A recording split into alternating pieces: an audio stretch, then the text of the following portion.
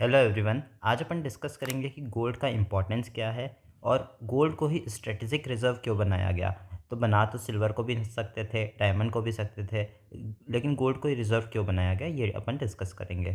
पहला इम्पोर्टेंस है कि जो इलेक्ट्रॉनिक्स आइटम या सेमीकंडक्टर बनता है उस पे गोल्ड का बहुत ज़्यादा यूजेज होता है, क्योंकि वो कंडक्टिव होता है, मतलब कि उससे करंट पास हो सकते हैं। तो ये इलेक्ट्रॉनिक आइटम्स जैसे कि वॉच हो गए, मोबाइल फ़ोन्स हो गए, टैबलेट्स हो गए, तो आने वाले टाइम पे इसका यूसेज और बढ़ते ही जाएगा गोल्ड्स का, इसलिए ये काफ़ी इंपॉर्टेंट हो जाता है। सेकेंड यूसेज जो होता है वो डेंटिस्ट्री में होता है। तो गोल्ड काफ़ी बायोकम्पेटिबल होता है, मतलब कि इसको बॉडी रिजेक्ट नहीं करता, जैसे कि बाकी जो रिसोर्स होते हैं निकल, कॉपर या मर्क्यूरी, उनके साथ पे रिएक्शन हो जाता है बॉडी का, जबकि गोल्ड के साथ ऐसा कोई प्रॉब्लम ही नहीं है, तो वहाँ पे भी यूसेज आ जाता है गोल्ड का।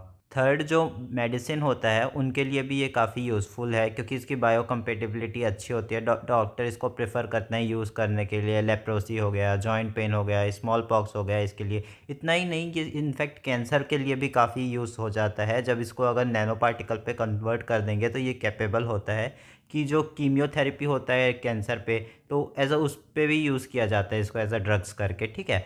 फोर्थ जो कि है एरोस्पेस पे भी यूज़ आता है, जैसे कि एक एग्जांपल है जेम्स वेब्स टेलीस्कोप जो था, उस पे 21 फुट मिरर प्लेटेड हुआ था गोल्ड से ही, तो उस पे भी काम आ जाता है। अब अपन देखते हैं गोल्ड एज अ रिजर्व के बारे में। तो जैसे स्क्रीन में आप लोग देख पा रहे होंगे, यूनाइटेड स्टेट्स के पास सबसे ज़्यादा गोल्ड रिजर्व है 8133 टन्स का। At the same time India 8th position पे आता है और चाइना जो आता है वो 6th पोजीशन पे आता है। तो अब गोल्ड को एज ए स्ट्रेटेजिक रिजर्व इसलिए देखा गया क्योंकि उसका सप्लाई जो है ना ही सिल्वर जैसे बहुत ज़्यादा उसका सप्लाई है, ना ही डायमंड जैसे बहुत कम सप्लाई है। तो उसके कारण थोड़ा स्टेबिलिटी रहता है और बैलेंस बना रहता है। ट्रेड और रिजर्व्स वगैरह सब कर सकते हैं इसके थ्रू, इसलिए गोल्ड को चूज़ किया। ये तो एक पहला रीज़न है। सेकंड रीज़न ये है कि जो गोल्ड है ना वो टैनिश नहीं करता, मतलब कि उसकी चमक कम नहीं होती। जबकि सिल्वर में अगर देखोगे तो कालापन आ जाता है, ना ही गोल्ड पे रस्ट आता है, यानी कि जंग नहीं लगता है। और जो डायमंड है वो टूट जाता है एक्चुअली। गोल्ड जबकि टूटेगा नहीं, उसको कभी भी कोई भी सेफ साइज़ में चेंज कर सकते हो, डायमंड को नहीं चेंज कर सकते। तो ये दूसरा रीज़न हो जाता है।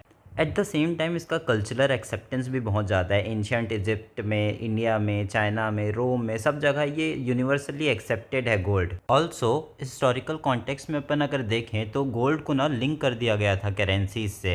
तो फिर जब यूएस बाद में 1971 में बोला कि हम फ़िएट मनी यूज़ करेंगे, मतलब जो ट्रस्ट के बेसिस पे चलेगा, ना कि प्रॉपर उसके लिए पीछे कोई एसेट नहीं होगा, ये सब हुआ, तो उस कारण भी गोल्ड का रोल काफ़ी ज़्यादा इम्पॉर्टेंट है। तो इतना ही था आज के वीडियो के लिए। Thank you, have a nice day. अगर वीडियो अच्छी लगी होगी तो लाइक, सब्सक्राइब एंड शेयर करना। Have a good day.